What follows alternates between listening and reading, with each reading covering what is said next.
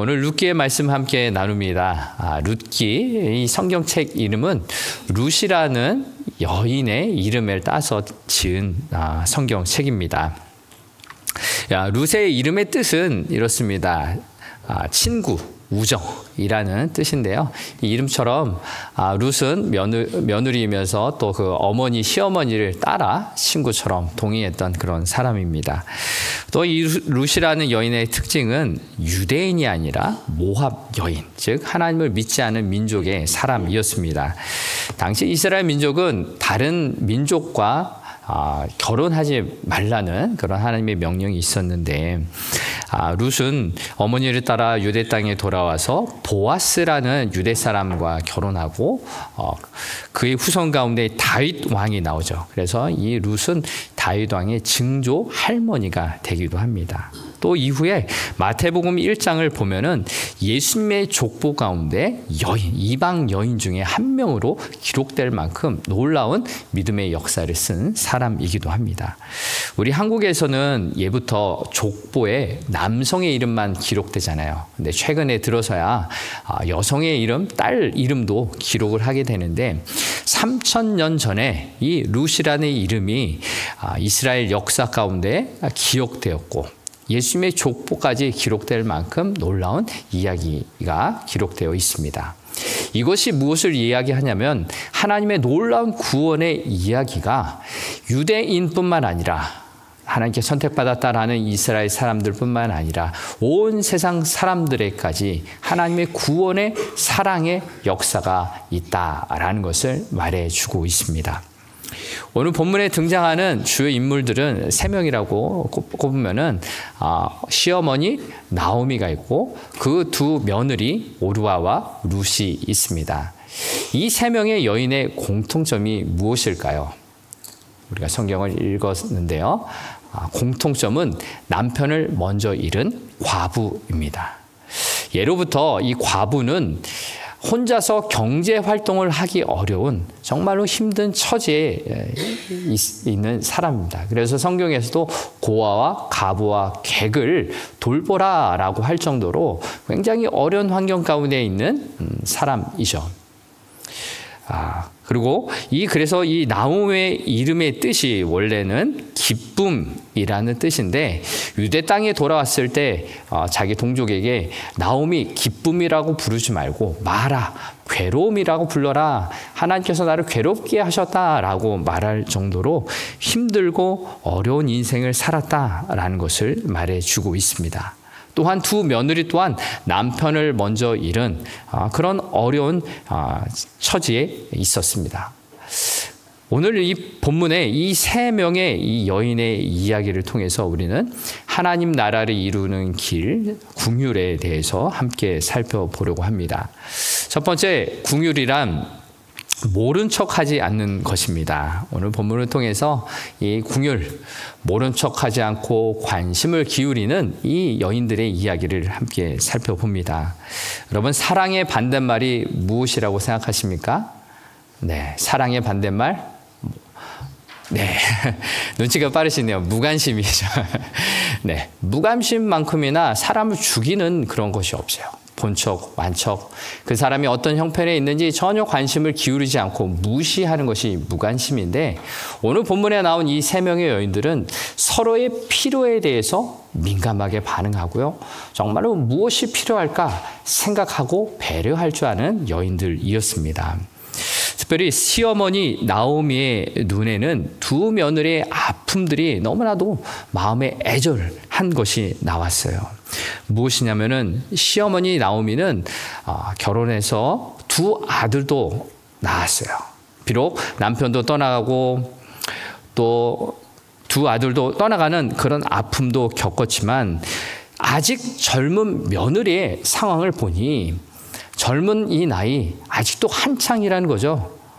나와 함께 사는 것보다 너희 가족들에게 돌아가서 새로운 남편을 만나서 행복하게 사는 것이 좋겠다라고 그들의 필요를 살폈던 것입니다. 그래서 본문 8절 9절에 나오미는 이렇게 이야기하고 있습니다. 같이 한번 읽어보겠습니다. 나오미가 두 며느리에게 이르되 너희는 각기 너희 어머니의 집으로 돌아가라. 너희가 죽은 자들과 나를 선대한 것 같이 여호와께서 너희를 선대하기를 원하며 여호와께서 너희에게 허락하사 각기 남편의 집에서 위로를 받게 하시기를 원하노라 하고 그들에게 입맞춤에 그들이 소리를 높여 울며 아멘. 시어머니 나오미는 며느리들에게 하나님께서 너희를 축복하셔서 새로운 남편을 만나고 행복하게 살기를 원한다라고 하면서 떠나 보내려고 했습니다. 이것이 시어머니 나오미의 눈에 비친 그들에 대한 필요를 알아보고 배려하는 그런 마음이었습니다. 그런데 시어머니의 이러한 이야기를 들은 두 며느리는 어머니와 함께 꺼이꺼이 웁니다. 눈물을 흘리고 울음소리를 내는 이것은 서로의 마음이 통하고 있다라는 것을 말해 줍니다. 그리고 어머니의 뜻은 잘 알겠지만 우리는 차마 어머니 곁을 떠나지 못하겠습니다 라고 두 며느리는 어머니에게 말을 합니다. 그리고 이제 이 시어머니는 더 간곡한 말로 그 사랑을 담아서 며느리에게 12절, 13절에서 다시 한번 이렇게 이야기합니다. 같이 읽어보겠습니다. 내 딸들아 되돌아가라. 나는 늙었으니 남편을 두지 못할지라. 가령 내가 소망이 있다고 말하든지 오늘 밤에 남편을 두어 아들들을 낳는다 하더라도 너희가 어찌 그들이 자라기를 기다리겠으며 어찌 남편 없이 지내겠다고 결심하겠느냐. 내 딸들아 그렇지 아니하리라. 여호와의 손이 나를 치셨으므로 나는 너희로 말미암아 더욱 마음이 아프도다 하매. 아멘. 시어머니 나오미는 더 간곡한 말로 이야기했어요. 나는 늙었고 다시 결혼할 수도 없다 하지만 다시 결혼한다 할지라도 아들이 다시 태어나 자라기까지 기다릴 수 없다. 그러니 너희들은 새로운 남편을 만나기를 바란다. 나와 함께 남편 없이 살겠다고 하는 너희들의 말을 들으면 내 마음이 너무나 아프구나 라고 그렇게 이야기를 합니다. 우리는 이 나오미의 말을 통해서 이런 생각을 해볼 수가 있습니다. 아들이 커서 장가 가잖아요. 결혼하면은 내 아들이 아니라 며느리의 남편이다라는 말을 하죠. 이제 아들은 장가 가서 아내를 위해 살고 자식들을 위해 사는 존재가 됩니다. 이것이 바로 한 가정의 가장이죠. 그런데 만일 결혼한 아들을 내 아들이다라고 계속 주장한다면 문제가 생길 수 있습니다. 물론 결혼하더라도 내 아들은 맞습니다. 그런데 내 아들은 아내를 위해서 살아가야죠. 그들과 함께 더 많은 시간을 보내야 되는 것이 마땅한 도리입니다. 근데 내 아들이라고 하고 나와 함께 더 시간을 보내기를 바라고 내 걱정을 더 바라기 한다면은 그것은 문제가 될 수가 있습니다. 나오미는 이러한 사실들을 잘 알고 있었고요. 더욱이 아들이 죽었잖아요. 그래서 이 며느리들에게 그 아들을 대신한 사랑도 더 받고 싶고 아들처럼 이 며느리의 도움을 더 받고 싶었을지도 모릅니다. 그러나 이 나오미는 각자의 길을 가기로 선택합니다. 나는 나의 고향으로 가서 살겠으니 너희는 이 땅에 너희 고향으로 돌아가서 행복하게 살기를 바란다. 각자의 인생을 인정했고요. 각자 인생을 살자라고 결단한 것입니다. 사랑하는 성도 여러분, 우리 자신 한번 살펴보시기 바랍니다. 우리도 이 땅에 살아가면서 나도 사랑을 받고 싶고 누리고 싶잖아요.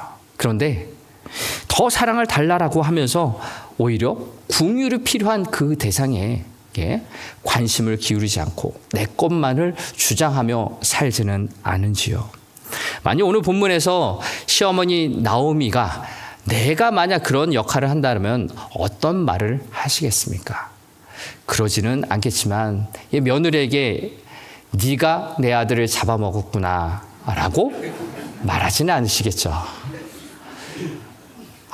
혹여나 입 밖으로 꺼내지는 않았지라도 마음속으로는 생각한 적이 있으신가요? 네, 그런 분이 없으리라고 생각하면서 우리는 내 자신을 들여다보는 연습을 해야 합니다. 내 자신의 마음속에 혹여나 남의 필요를 살피기보다 내가 더 사랑을 받고자 남의 필요를 무시하고 무관심하고 내 말만 하기 위해서 불편한 마음, 행복하지 않은 마음, 그것을 더 표현하고 살지는 않은지요. 이것이 바로 오늘 긍휼이라는 이 단어 속에서 내가 왜 내 마음속에 불안해하고 더 사랑을 달라고 하는지 그 마음을 들여다보는 시간이 되어야 합니다. 때로는 우리도 사랑을 받고 싶고 칭찬과 인정을 받고 싶은 것이 우리의 모습입니다. 그러나 우리가 신앙생활, 믿음생활 하면서 우리 찬양팀이 앞에서도 찬양했는데 나도 사랑을 받고 싶지만 그래서 불안하고 그리고 초조해야 하지만 바다의 길을 내시는 하나님, 광야의 길을 내시는 하나님, 그 하나님의 사랑으로 내게 채워주시고 하나님의 사랑으로 내 안에 있는 불안과 두려움을 씻어주세요. 그렇게 기도하며 나아갈 수 있기를 바랍니다. 우리 모두는 불완전한 존재이기 때문에 사랑을 달라고 합니다. 칭찬을 달라고 합니다. 긍휼을 베풀 줄도 모릅니다. 그러나 이것은 하나님 앞에 내어 맡겨야 할 기도의 제목입니다. 하나님, 내게 하나님의 사랑으로 더욱더 채워주셔서 내 옆에 있는 가족들과 이웃들을 그들의 필요를 알 수 있는, 그리고 그들의 필요에 민감하게 반응하고 배려할 수 있는 그런 넉넉한 마음으로 살아갈 수 있도록 도와주세요 라고 기도하시기를 바랍니다. 그래서 긍휼이 모른 척하지 않고 배려하고 존중이라는 말과 행동이라는 것을 생각하며 긍휼이 필요한 우리의 가족과 이웃에게 따뜻한 하나님의 사랑을 나눌 수 있는 은혜가 있기를 바랍니다. 이제 시어머니의 이야기를 들은 오르반은 자기 집을 향해서 떠납니다. 그러나 다른 며느리 룻은 어머니 곁을 떠나지 않겠습니다 라고 말하고 있습니다. 여기서 나눌 두 번째 내용, 긍휼이라는 것은 함께 걸어가는 것입니다. 자신을 떠나지 않겠다라고 말하고 있는 며느리 룻을 향하여 나오미는 15절에 이어서 이렇게 말합니다. 같이 읽어보겠습니다. 나오미가 또 이르되 보라, 내 동서는 그의 백성과 그의 신들에게로 돌아가나니. 아멘. 그리고 16절, 17절에서 룻은 이렇게 대답합니다. 같이 읽어보겠습니다. 룻이 이르되 내게 어머니를 떠나며 어머니를 따르지 말고 돌아가라. 강건하지 마옵소서. 어머니께서 가시는 곳에 나도 가고 어머니께서 머무신 곳에서 나도 머물겠나이다. 어머니의 백성이 나의 백성이 되고 어머니의 하나님이 나의 하나님이 되시리니 어머니께서 죽으시는 곳에서 나도 죽어 거기 묻힐 것이라. 만일 내가 죽는 일 외에 어머니를 떠나면 어머니께서 내게 벌을 내리시고 더 내리시기를 원하나이다 하는지라. 아멘. 룻의 이 말은 무엇입니까? 나는 죽는 일 외에 어머니를 떠나지 않겠습니다 라고 결단했습니다. 룻은 어머니를 불쌍히 여기는 마음이 있었어요. 룻이 생각할 때 시어머니의 상황이 이런 것이죠. 두 아들도 있고 남편을 잃은 그런 상황이에요. 그리고 더욱이 연세가 많고 힘이 없고 건강도 어렵습니다. 정말로 이제 나마저 떠나면은 어머니가 혼자 살 길은 너무나도 막막한 거예요. 그래서 나는 결코 어머니 곁을 떠날 수가 없어요. 어머니의 필요를 내가 채워줄지언정 내가 어머니께 도움받을 그것보다 어머니를 돌봐야 할 책임이 나에게 있는 것 같습니다 라고 말하며 어머니 곁에 머물고자 이야기를 했습니다. 실로 그렇습니다. 룻은요, 그 어머니를 돕는 삶을 살았어요. 그래서 8절에 나오미가 했던 말을 다시 한번 살펴보면 그렇습니다. 나오미는 이렇게 말했죠. 너희가 죽은 자들과 나를 선대한 것 같이 라고 말을 합니다. 며느리들이 나를 선하게 살펴보았다, 대해줬다 라고 이야기합니다. 이 선대했다라는 표현은 히브리어로 헤세드라는 단어가 사용됐습니다. 이 헤세드라는 단어는 하나님의 사랑, 은혜, 자비, 긍휼을 이야기하는 단어입니다. 그런데 이 헤세드라는 단어가 하나님과 관련된 이 사랑뿐만 아니라 그 하나님의 사랑을 받은 사람들이 사랑을 나눌 때에도 이 헤세드라는 단어를 사용했습니다. 바로 룻이 시어머니를 향해서 헤세드, 그 사랑을 베풀어 왔다라는 것을 이야기하고 있습니다. 그런데 이 헤세드라는 단어를 사용했다는 것 매우 중요한 의미가 담겨 있습니다. 이것은 바로 하나님 아버지의 마음이기 때문입니다. 이 히브리어적인 개념에서 이 헤세드라는 것은 하나님이 우리와 함께 하시는 사랑을 베푸셨다라는 것입니다. 하나님이 우리에게 어떤 사랑을 베푸셨습니까? 이 세상을 사랑하셔서 하나님의 외아들 예수 그리스도를 이 땅에 보내셨어요. 이것이 바로 헤세드의 사랑입니다. 하나님 아버지의 긍휼의 마음을 이 룻이 가졌기에 시어머니를 사랑했던 것이죠. 생각해 보십시오. 만일 시어머니가 반대로 돈이 많은 부자였고 고향에 가면은 땅이 많아요. 그래서 룻이 생각하기에 어머니 따라가면은 나도 잘 살 수 있겠구나라고 생각하면서 어머니 따라가겠습니다라고 말했다면 이것이 사랑일까요? 긍휼일까요? 그렇지 않을 거예요. 어머니 곁에서 도움을 받으려고 하는 그런 마음에서 아부하고 좋게 보이려는 그런 마음이었을 것입니다. 그런데요, 이 룻은요, 이 연세가 많고 힘이 없고 또 가난하고 어려운 이 어머니를 향해서 아버지 하나님의 마음을 가졌기에 헤세드의 마음으로 사랑했던 것입니다. 안타까운 마음으로 시어머니를 바라보는 그 마음이 있었던 것입니다. 우리는 이 본문을 생각하면서 우리의 육신의 부모님이나 우리 주변에 계신 어르신들을 바라보면서도 우리에게도 헤세드의 마음, 아버지의 마음이 있기를 소망합니다.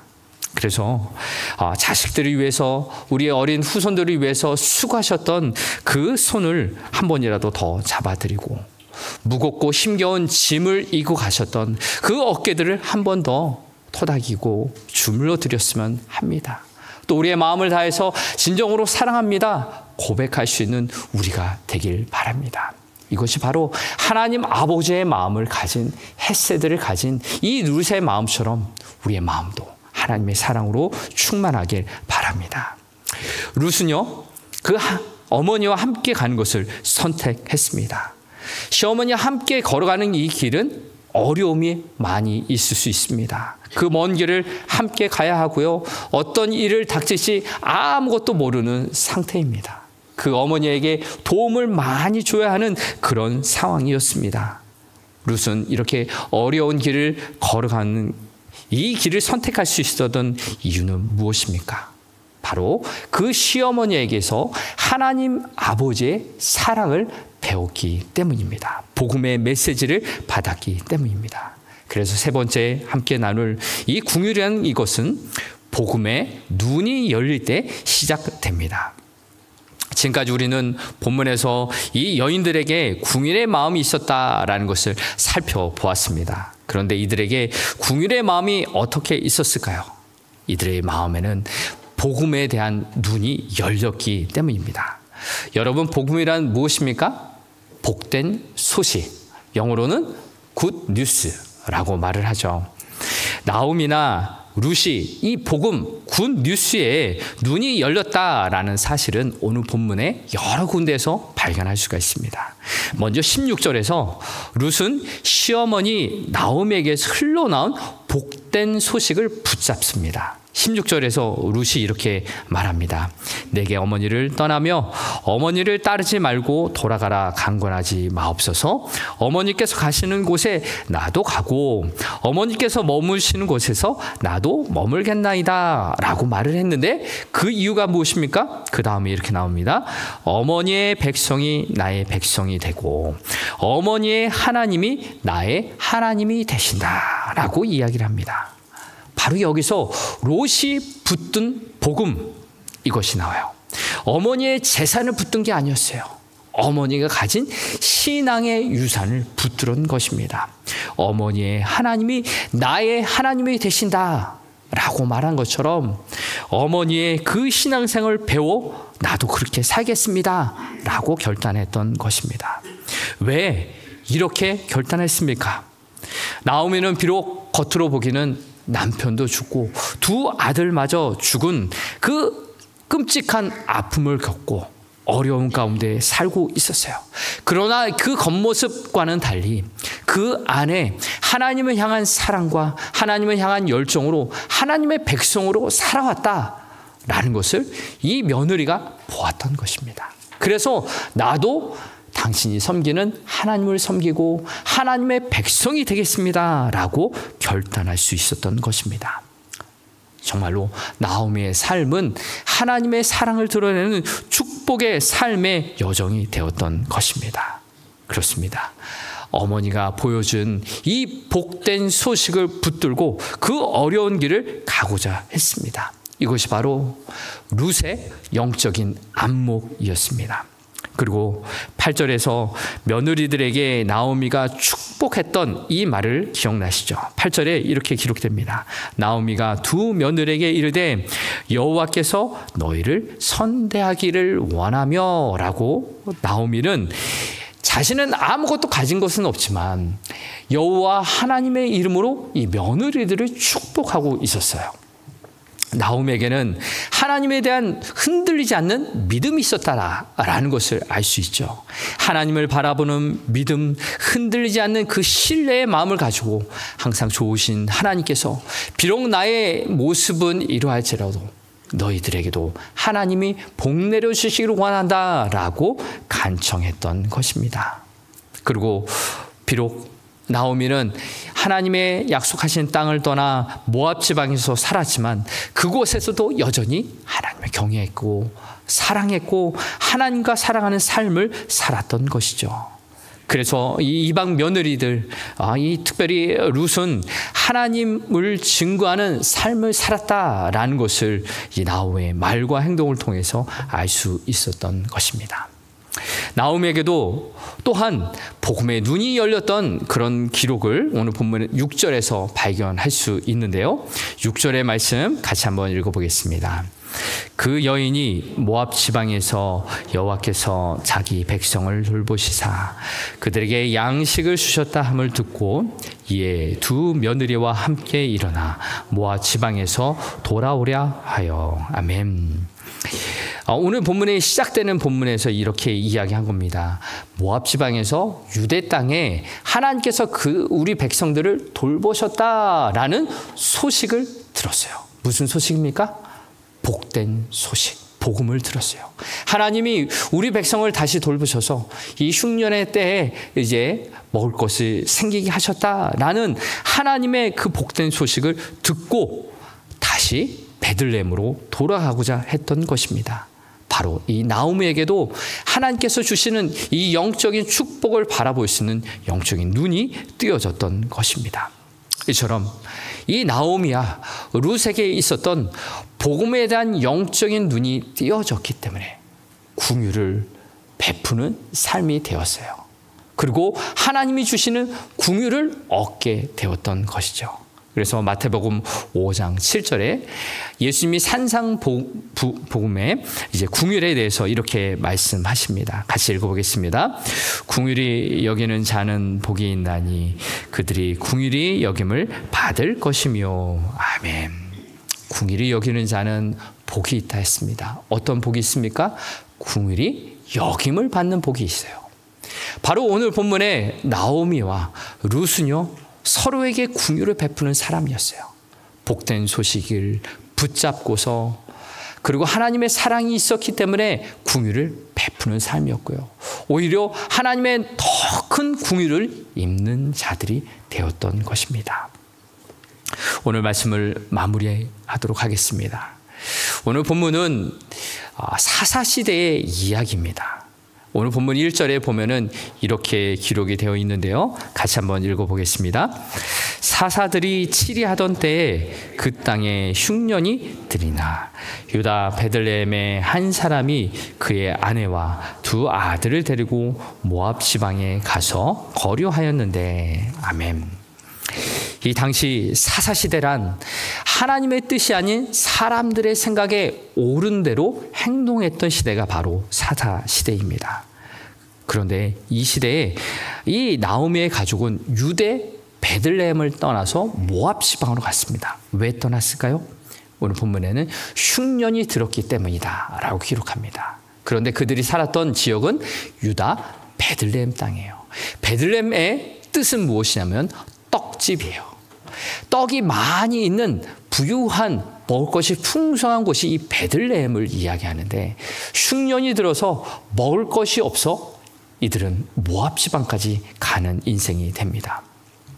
정말로 이 베들레헴 이름의 뜻처럼 떡이 있어야 할 곳에 떡이 없었기 때문이에요. 이 시대의 상황을 오늘날로 생각하면 어떠할까요? 오늘날 우리의 가정과 이 교회에는 정말로 먹을 것이 있는 곳인가요? 정말로 생명의 떡이 있어야 할 곳에 생명의 떡이 없어서 우리의 가정을 편안하게 생각하는 것이 아니라 싸움과 미움이 있는 곳으로 생각하게 되고 우리의 교회가 정말로 생명의 떡이신 예수 그리스도가 중심이 되어야 하는데 복음을 빠진 복음이 없는 텅 빈 떡집이 되어 있지는 않습니까? 많은 성도들이 교회를 떠나가고 젊은 세대들은 이 교회를 찾지 않는 이 안타까운 시대가 바로 오늘 본문의 사사 시대와 같은 그런 비슷한 시기입니다. 우리는 이때 오늘의 이 궁율에 대한 이 말씀을 통해서 우리의 교회와 가정을 위해 기도해야 합니다. 정말로 우리의 가정과 교회가 하나님의 생명의 말씀으로 풍성한 곳이 되기 위해서 우리는 기도해야 합니다. 우리는 말씀을 항상 가까이 하고 선포해야 합니다. 우리 가족들과 우리 교회 공동체 안에 그 생명의 빛 대신 예수 그리스도의 십자가의 은혜를 더욱더 사모하며 나아갈 수 있기를 바랍니다. 이것이 바로 복음의 눈이 띄어진 사람들의 모임이고 그럼 우리의 가정이 되어야 하죠. 그리고 그 복음 때문에 서로를 향해서 관심을 갖고 필요가 무엇인지 생각해보고 사랑으로 함께 걸어가는 것이 우리 이 시대에 필요한 것입니다. 사랑하는 성도 여러분, 이제 한 주간을 살아가실 때 우리의 가정과 우리 교회 공동체를 위해서 이렇게 기도하시길 바랍니다. 하나님, 하나님의 말씀으로 채워주시고 예수 그리스도의 십자가의 복음의 능력으로 우리 가운데 함께 주시옵소서. 그래서 우리가 그 복음 때문에 서로에게 관심을 갖고 서로를 살피고 함께 이 공동체를 지켜나가고 믿음으로 세워나갈 수 있도록 주님 도와주세요 라고 기도하시며 한 주간 믿음으로 살아가시길 주의 이름으로 축복합니다.